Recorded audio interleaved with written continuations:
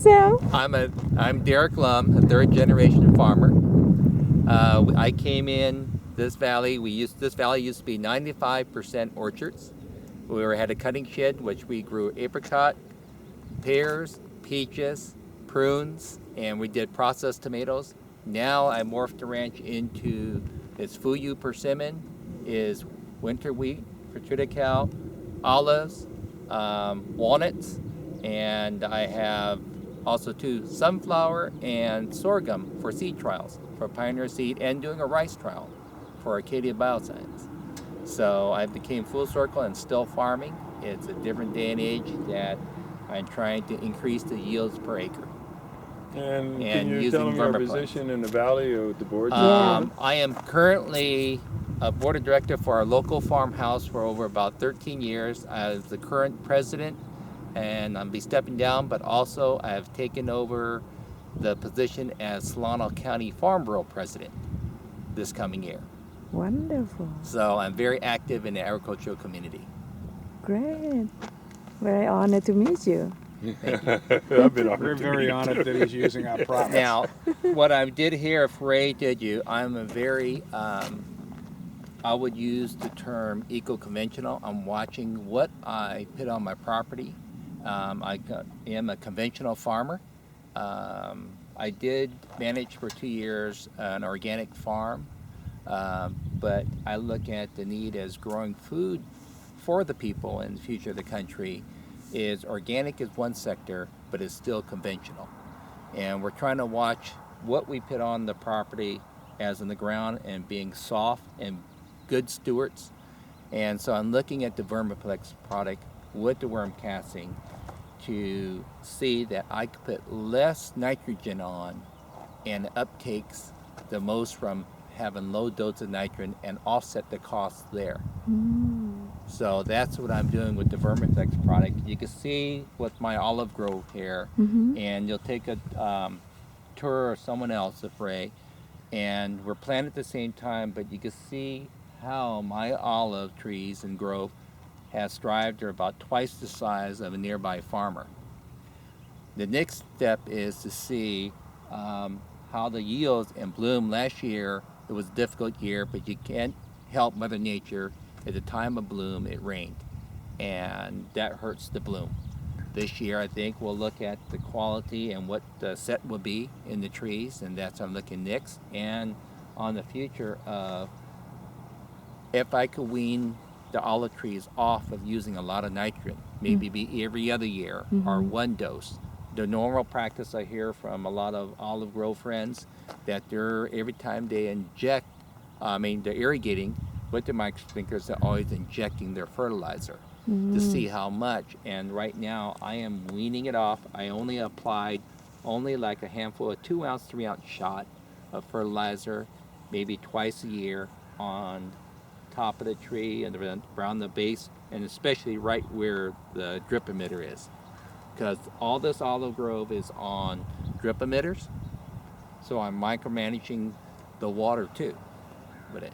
And you can see the health and color in the trees with the dark leaves and also the light leaves. And the light leaves is the new growth in the trees.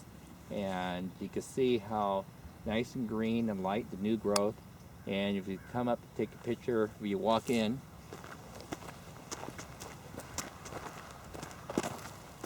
take a picture of the trees and everything, you don't see any yellow spotting or anything like that. It's nice leaves. Right here, you might have a little bit, but look in the whole the trees and come in further. I have a little issue. You have to manage your program too. First of all, you have to know what your land you're dealing with as a farmer, and a farmer knows, is it well-drained soil? Is it wet and everything? You have to know those because you're putting your trees or your plants at a disadvantage already. So you're going to have to monitor and manage your farm program. That's foremost everything to give the product that you use its fair due chance. Because if you're putting it in a really tough situation, that's really hard to hamper the product. You're not getting it. You got to look at and treat everything on a level base. If one is offset because it's wetter soil, you might have to manage that. and then overcome it and apply the VermaPlex. Right here on my land, it's a little wetter area, and I know that already. And you know in the well-drained area how well the trees are doing.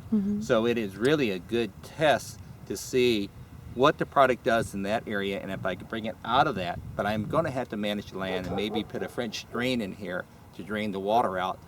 So this will catch up with the other side. And you can see on the trees, as you walk in here,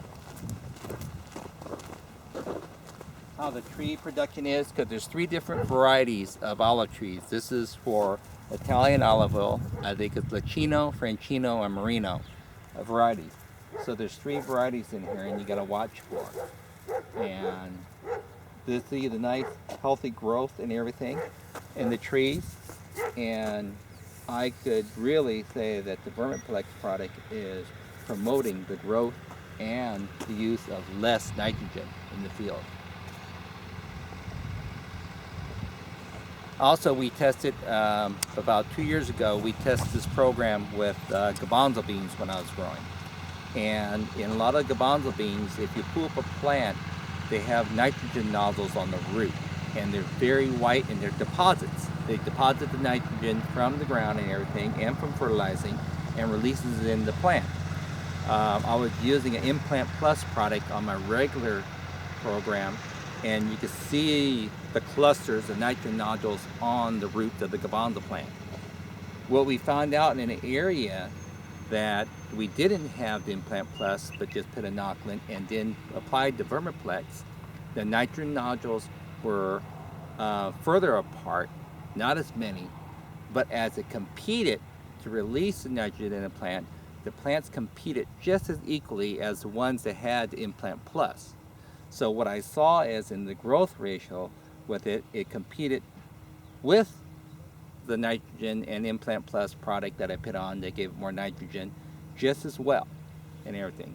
What we're going to be doing this year is on my wheat, but we have some areas sectioned out where we're going to be testing an area of the VermaPlex applied on it, and we'll see what the yield is versus non-VermaPlex.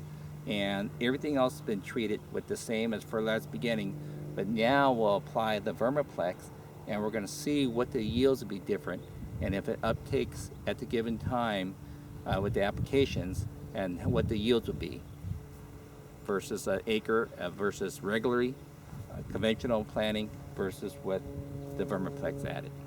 So Derek, back with the garbanzo beans, if you weren't using the Implant Plus and just VermaPlex, that was reducing your costs when Yes. you didn't have to use that fertilizer. Yes, that fertilizer is probably at Implant Plus, I would say maybe 3 to 4 times more the cost of using that inoculant with nitrogen in it versus the regular inoculant. And I'm seeing that it competed, and that's where I'm saying, comparing the ratio, what other product, it could lower my expense and cost ratio of adding more nitrogen to the crop and get the same amount of yield with So the that's VermaPlex. with VermaPlex. Yes.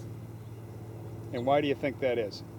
And I think with the microbials in it and releasing, and it's also there's a lot of shields and everything in waters, in soil, and how it uptakes in the root to break it down. I think with the microbials in it, it breaks down those barriers so the plant would take up and absorb the water and the nitrogen fertilizer more readily into the plant and up to through the root system and into the plant for growth and into your fruit and growth of the trees or plant to make it a bigger factory to either fruit up or vegetable up and set the crop.